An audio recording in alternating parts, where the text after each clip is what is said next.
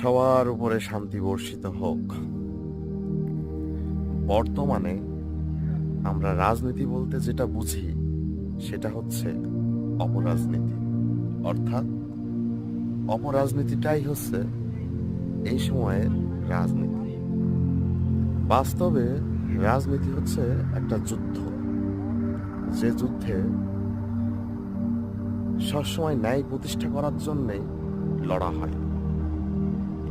হ্যাঁ, এই যুদ্ধে অনেক সময় ন্যায় প্রতিষ্ঠার জন্য ছলচাতুরির সাহায্য নেওয়া লাগতে পারে। এই বিষয়টাকেই আবার অনেকেই ইতিবাচক অথবা নেতিবাচক হিসাবে ভাবে। তবে মুখ্য উদ্দেশ্যটা হচ্ছে ন্যায় প্রতিষ্ঠা করা, যে ন্যায় সবসময় সংযুক্ত থাকবে ধর্মের সাথে।